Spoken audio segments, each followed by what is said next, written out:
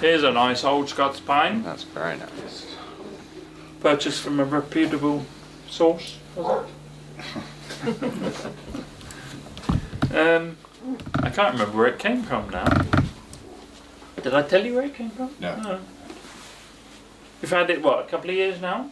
The year? Or just a year? Just a year, yeah. Just a year. Collected from the wild, so Yamadori. Remember at the start of our talk, is that quarter to what? 12? Oh, crikey. Bash on quick. One of the main characteristics of bonsai need to be an appearance of age. Now, this tree's pretty old. Don't know how old, of course, because it's Yamadori, but this, you know, what makes this tree look old is this beautiful bark.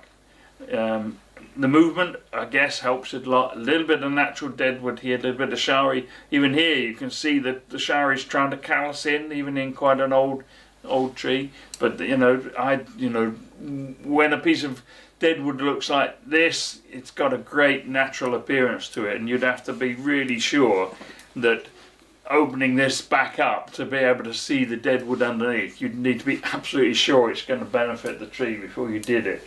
And my guess is that this probably wouldn't add to the benefit of the tree. You know, that's such a natural looking bit of a natural showery and callusing that by and large I think that it'd be best not disturbed. We need to decide where the front of the tree is going to be. I mean, I suspect that that view is probably not a good option. Everything's leaning away from you. The opposite side, again, probably not a very good option because it's leaning far too much towards you. This is really leaning into the viewer. That's certainly an option. You see the movement, you see another piece of deadwood here, which is quite interesting. So, you know, this face here is not quite the face of the pot. I think the face of the pot is probably, well, it's round about there, but maybe just off to one side of towards that corner. You see that as an option, and I think almost equally, again, not the face of the pot, but just across the angle here is maybe an option. The advantage of this side probably being the way the foliage is arranged at the moment. Remember what I also said about the fact that the base of the trunk and the associated roots, whether they constitute a nabari or not, are very rarely what we would desire as from a piece of Yamadori. We kind of live with what we've got, but in this kind of instance, the surface root we see, if anything, it adds to the interesting overall image of the tree rather than detracts from it. So we're not looking to obscure or change the surface roots that we see. You know, this kind of twisted rootage, and again a nice, interesting old little bit of natural deadwood in that root there, not dissimilar to the same sort of idea that I wanted to do with the less beautiful parts of the root system on your tree. You see how having that bit of showery there kind of adds an interesting little element to the root. So I think that we need to look. Have you looked at this tree and made some decisions about a front or not really? No. No, what do you think, Ian? I think I had a very quick look at it when it was brought in. I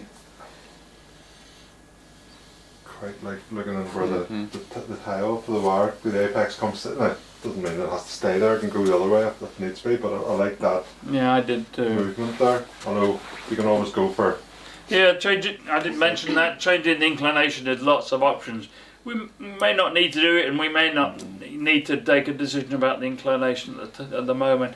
Can I just turn it around? I mean, you could perhaps argue that the root base is slightly more interesting from that side, but it's kind of marginal, really. Both sides got a shower? Both got, and they're quite equally interesting. But we could do what we like. It's just slightly. Yeah, somebody's done that Yeah.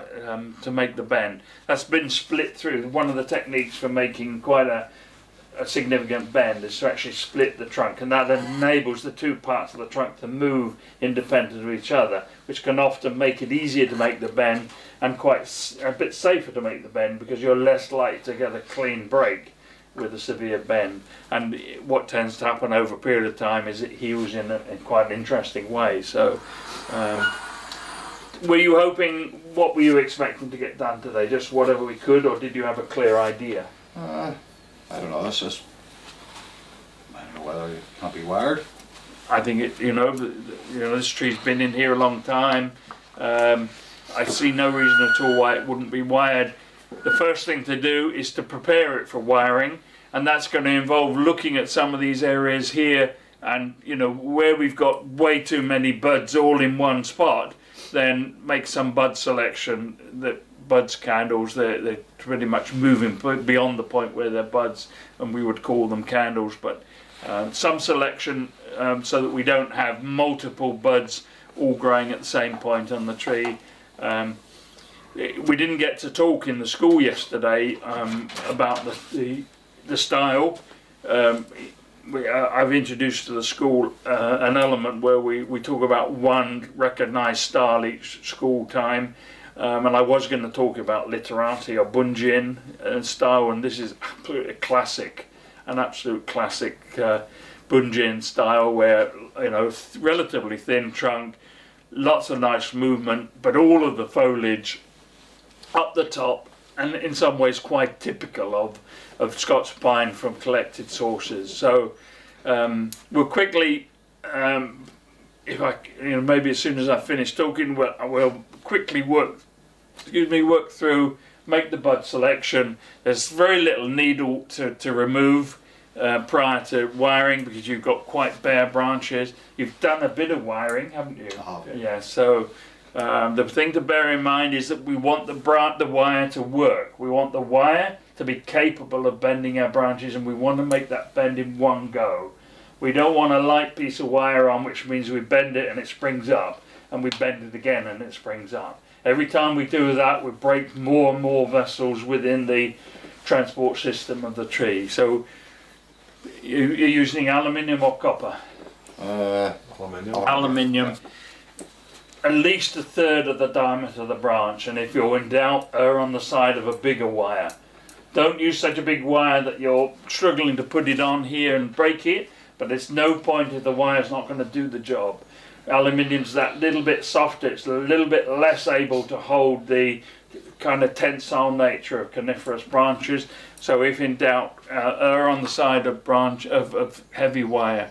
We probably don't need, like so here, to move. So the little bit base of the branch, which has already got quite nice old bark on it, and there's nice old bark here, I doubt very much we want to try and move the base of this branch. So really here, the wire would come from here, can come over to this one and over to this one, rather than maybe wrapping your wire around here. There are some places we probably do need, up here, we probably need to try and bend some of this, but so the wiring up here, we want to bring some of this down into the apex. Here's a nice cascading branch.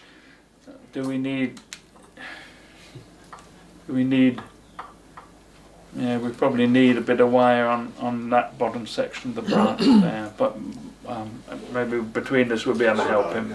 So as soon as I finish, we'll quickly do the bud selection, and then you can get started on the wire. And bend.